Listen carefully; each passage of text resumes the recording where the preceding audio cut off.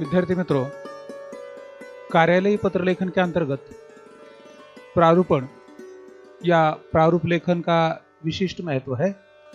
आइए इस वीडियो में हम प्रारूपण के बारे में देख लेते हैं। प्रारूपण किसी भी कार्यालय में अलग अलग पत्र लिखने होते हैं। इन पत्र लेखन से पहले कच्चा मसौदा तैयार करना आवश्यक होता है। यह मसौदा तैयार करने का कार्य कार्यालय के कनिष्ठ स्तर के अधिकारी अथवा लिपिक द्वारा किया जाता है। पत्र लिखने की जिम्मेदारी वरिष्ठ अधिकारी की होती है, या यूं कहे कि वरिष्ठ अधिकारी के नाम से ही पत्र भेजे जाते हैं। लेकिन इस प्रकार के पत्र को अंतिम रूप देने से पहले कनिष्ठ अधिकारी या लिपिक द्वारा पत्र का सामान्य प्रारूप तैयार किया जाता है। इसे ही कच्चा मसौदा कह सकते हैं। वरिष्ठ अधिकारी की जब तक मान्यता नहीं मिलती है, तब तक यह प्रारूप लेखन ही बना रहता है। कनिष्ठ अधिकारी प्रारूप लिखने के बाद मान्यता या संशोधन के लिए वरिष्ठ अधिकारी या कार्यालय प्रमुख के पास संशोधन या मान्यता के लिए भेजता है। वरिष्ठ अधिकारी इस प्रारूप लेखन को मान्यता देता है या फिर इसमें आवश्यक संशोधन करता है। वरिष्ठ अधिकारी द्वारा उचित संशोधन करने के बाद पत्र के प्रारूप लेखन को अंतिम मान्यता देता है, तब उसे प्रारूपण अथवा प्रारूप कहा जाता है। प्रारूपण अनेक नामों से जाना जाता है, जैसे आलेखन, प्रारूप लेखन, मसौदा आदि। सारांशतः प्रारूपण का अर्थ है किसी पत्र का कच्चा रूप, कच्चा मसौदा, जिसे अंग्रेजी में ड्राफ्ट कहते हैं।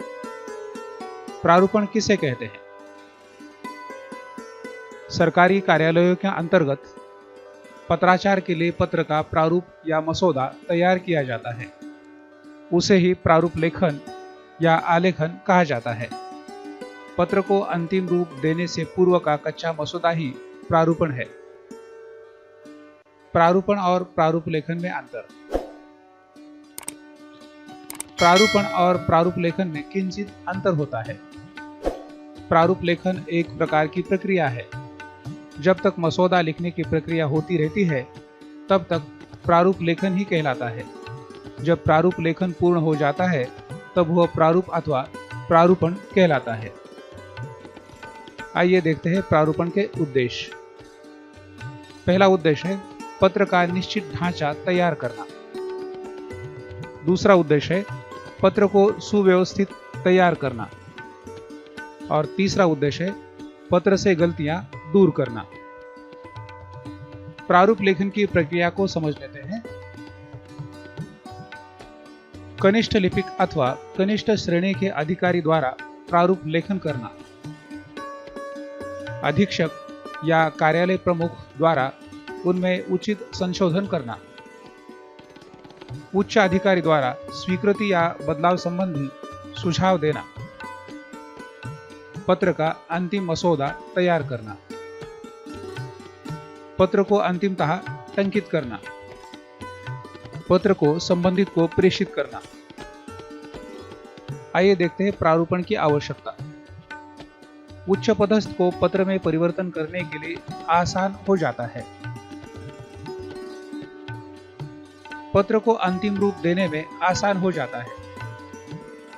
वर्तनी की त्रुटियों को सुधारने में आसानी होती है। आशय के परिवर्तन में आसानी होती है। अनेक बार सुधार किया जा सकता है। आदर्शसूचक शब्दों के संबोधन निश्चित किए जा सकते हैं। आदर्श पत्र के लिए प्रारूपण की आवश्यकता है। अब देखते हैं प्रारूपण लेखन के अंग। प्रेषक का नाम और पता। इसके अंतर्गत ऊपर पत्र के दाईं ओर नाम, पदनाम, टेलीफोन नंबर, दिनांक आदि का समावेश होता है। प्रारूप लिखते समय दिनांक न लिखा जाए। जिस दिन पत्र भेजना है उसी दिन का दिनांक लिखा जाए। पाने वाले का नाम और पता। कागज के बाईं ओर नाम, पता आदि का विवरण होता है। पता विस्तार से होना चाहिए, क्योंकि वही पता लिफाफे के ऊपर बाद में लिखा जाता है। संभव हो तो डाक पिन लिखना भी आवश्यक है। विषय। संक्षेप में पत्र का विषय लिखा जाए। पत्र का विषय लिखते समय एक ही पंक्ति में या एक ही वाक्य में पूरे पत्र का आशय होना चाहिए, ताकि पत्रवाचक पत्र के विषय को पढ़कर ही पत्र के आशय को तुरंत समझ सके। संबोधन। संबोधन सूचक शब्द जैसे प्रिय, महोदय, महोदया, मान्यवर, माननीय, श्रीमान, श्रीमती, आदरणीय आदि का उचित प्रयोग होना चाहिए। संबोधन में जिसको पत्र लिखा जा रहा है वह स्त्री है या पुरुष, इसकी ओर ध्यान देना आवश्यक है। कभी कभी कॉपी पेस्ट के प्रयोग के कारण गलती हो सकती है। महिला को पत्र भेजा जा रहा है और संबोधन सूचक शब्द में महोदय शब्द ना हो, कभी कभी इससे उल्टा भी होने की संभावना रहती है, इसलिए गंभीरता से इसकी ओर ध्यान दिया जाए। पत्र की मुख्य सामग्री। इस भाग में पत्र की विषय वस्तु का विस्तार से समावेश होना चाहिए। मुख्य विषय सामग्री को विस्तृत विवेचन सहित इस भाग में अंकित करना आवश्यक है। इसे अलग अलग अनुच्छेदों के माध्यम से लिखा जा सकता है।